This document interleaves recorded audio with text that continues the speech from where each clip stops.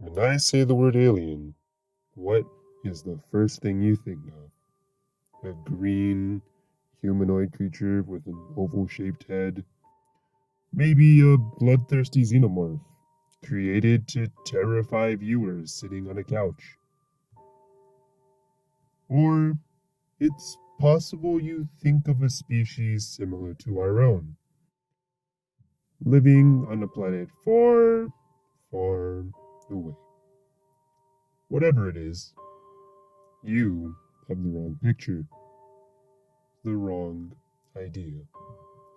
There is much more than anyone could have ever imagined.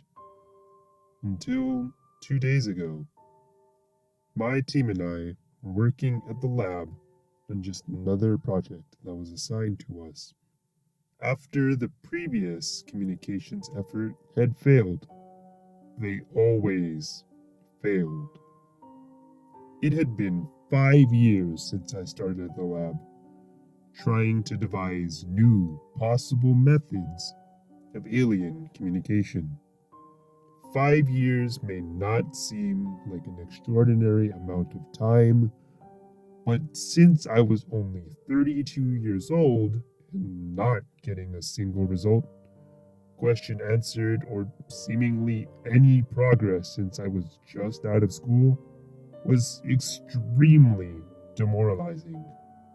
Hey Doc, I think one of the circuits are busted in the cube. Mind fixing it? I'm kind of busy right now. I'll get it next time, said one of my coworkers. Yeah, sure, I got it, I said unenthusiastically. Repairing stuff was always tedious and annoying work. I could do it, but it always put me in a bad mood when something was broken. I got my tools and flashlight and slowly walked into the pitch black, 20 by 20 by 20 meter room all around. This room is what we call the cube, our latest attempt at making contact with extraterrestrial life by trying to weave around Einstein's laws of the universe. It's a common fact that nothing can go faster than the speed of light. And while the speed of light is extremely fast to humans in our everyday lives, it is an enormous barrier when trying to communicate through the universe.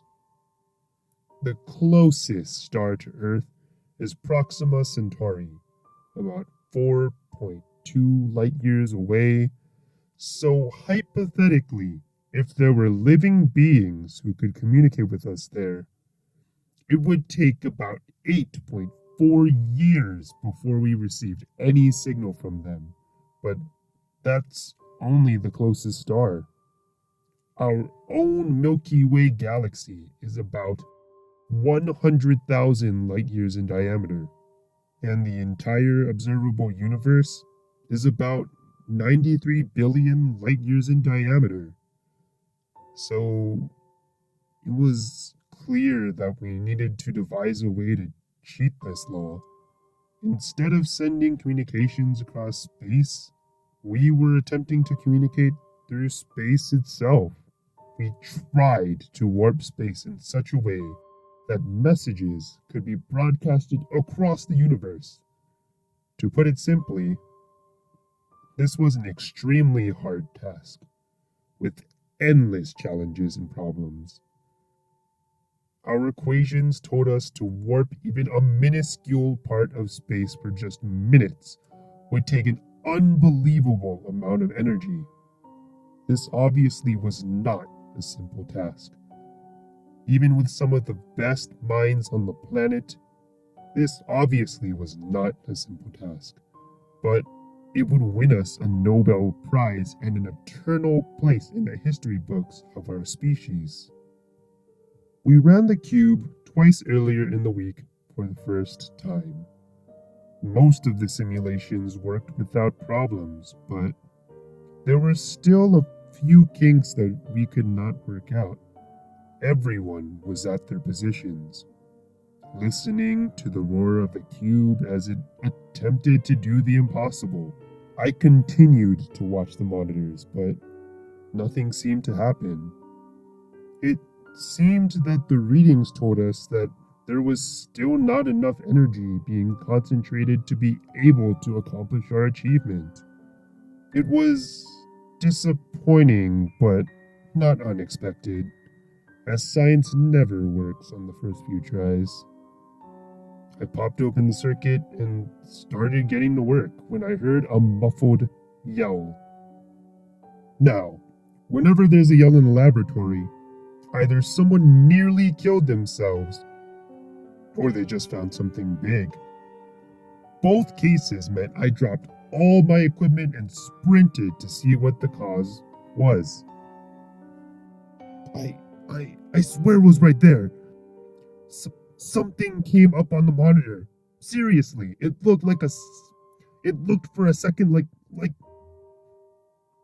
and he trailed off. Like? I screamed. Everybody now faced my incredulously desperate face. Doctor, I think I got a ping. I quickly took over his position and started to check the logs of what the computer had been reading. I felt the eyes of all my coworkers staring at my back, thoughts flying through our head. But as I kept looking, it was the same static that we had been picking up since the project was started. Nothing out of the ordinary. How is that possible when we haven't even turned it on yet? Are you sure you saw something? I pressed. I saw it. It was right there. It should have been in the logs, for real. At this point, I called everyone off and told them to get back to their work. I got disappointed groans and sighs from most, but it was understandable. I pulled the man who said he saw the ping to the side and tried to figure out what kind of game he was playing. What was that? Seriously? Are you having hallucinations or what? Sorry, I'm really sorry. I swear I got a ping. I don't know what happened. Okay, just next time, try not to interrupt anyone, alright? Yeah, sorry about that, Doc, but I seriously swear I saw it. I walked off, confused and somewhat bewildered. A ping is when our computers picked up an event or anomaly inside the cube. In our case, an anomaly or event meant alien communication. If everything went well, the computers would detect the anomaly and then send its information to the computer's logs so that we could analyze it. Now, I know my team, and they are all honest and honorable people, but there wasn't anything in the logs, and computers never lie. Confused and unsure of what to think, I returned to fixing the circuit inside the pitch black, technological beast that we had created. The day after, I started to run simulations on the cube, testing an uncountable number of factors that would all need to work together for our success. So far, we had not run a simulation that would give us the results that we all craved. It took hours just to code just a few different simulations with just slightly different conditions, and the results varied greatly. It seems like either it just wouldn't work, space would not be warped for long enough for anything to actually be sent through, or the whole thing would undergo some amazing way of being obliterated. Being extremely inspired after very eventful hours today, I met with the head of the engineering department to try and get some good news. I got you a cup of coffee if you can tell me anything that's going to make my day better. Still getting the same results from that screen you're always glued to? Yeah, you know how it's been going. So, anything? Well, actually, yeah. I think you're going to be happy. We found a pretty critical problem this morning inside of the Roxas. For some reason, they stream the jets of energy at different velocities and at slightly different vectors. The team should have it fixed by the end of the day. That's huge. I'll get you 2 cups of coffee for that one. Sure thing, Doc. I'm expecting them. No wonder the simulations wouldn't work. Space couldn't be constantly and consistently worked if the Roxas delivered uneven amounts of energy into slightly different places. If the Roxas could all deliver the correct amount of energy into an extremely precise area of space, we might finally have started to get some results. In a happier mood and daydreaming about the success that we could achieve, I skipped back to my desk and started to get back to some busy work, but the whole time I couldn't stop thinking about what would happen tomorrow. Suddenly, I was interrupted by the head of engineering sprinting down the hall, coming to a quick halt completely out of breath. Doc, the guy yesterday who said he saw a ping, well, he didn't lie. I just saw it too. I didn't even say a word. I ran after him back to our computers to see what in the hell was going on. This time, it was only me and him rather than the entire staff at the lab. But once again, all I could see was static, constant readings. No signs of anomalies or detections. The logs agreed with me, which made me even more thoroughly confused. I knew that everyone on my team was honest and hardworking and wanted these results more than anyone, especially the man who was sitting right beside me. The head of engineering wasn't done, though. Doc, there was a ping. It was short, it was fast, but it was there. What the hell is going on with this? I didn't respond. My face was scrunched up from intense thinking, trying to make sense of what was going on. I finally broke the silence. Okay, so here's the situation. Somehow, and for some reason, the cube has gotten 2 pings which started yesterday. We weren't running it when we got them, and as you said, the Roxas are still undergoing maintenance. We haven't prompted anything to happen, yet the computers are saying otherwise.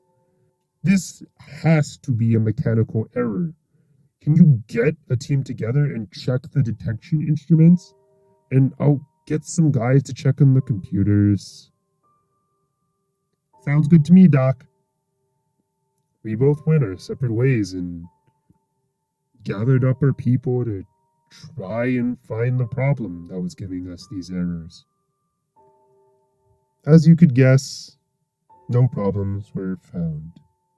Stumped and tired, I decided to stop thinking about it and just waited for the Roxas to be fixed. I looked upon the sunset as I did every night, wondering about our place in the universe. There was something so peaceful about looking at such a powerful cosmic object with our own human eyes, unaided by instruments or machines. It always brought me a sense of peacefulness and purpose that nothing else could. Some people relieve stress and run from their problems by reading, writing, playing video games, meditation, painting, playing sports, drugs, or any other numerous things.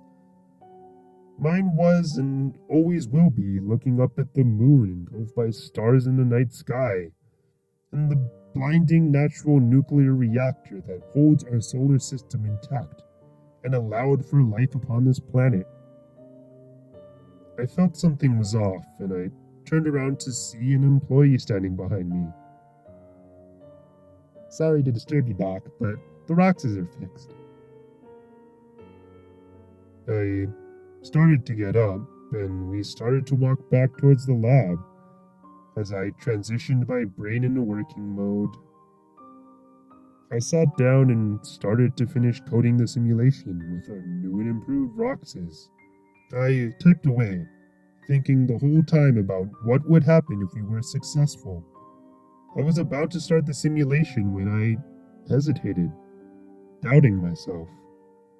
What if this works and something unthinkable happens? I thought to myself. I let 2 seconds pass and clicked run. The computer started going through the motions and numbers started flying across the screen. I waited patiently, but anxiously, hoping for something I'd not seen before to appear on the monitor. The simulation ended, and my eyes flashed open. Simulation number 2519-AZ successfully completed. I sat in a dumbed silence, looking upon words that had so much meaning behind them. Yes! I screamed at the top of my lungs. I ran out of the room and showed everyone what had just happened. It was time to use the cube. We checked off all the settings and set everything into position. Every minor detail was accounted for. I was ready for some results. I pressed the button and a loud hum started to fill the room. It got louder and louder until it turned into the ferocious roar we had heard earlier in the week. I continued to watch the monitor more intensely than I ever had before, until suddenly a ping appeared. But the ping was not alone this time. The log started to fill, but not in the way that I was expecting. There were no crazy symbols, numbers, or frequencies that we would need to decipher as a team. It was in English. It read, "You are the last species that remain in the non-habitable zone. If you warp space for much longer, you will find out why." Shaking, I rapidly typed a reply to send through the cube that said, "Who are you? Where are you? What is the non-habitable zone? Why are we the last species? What else can you say?" Oddly, the log spilled instantly after I sent the message. It is too late. The darks are already on their way.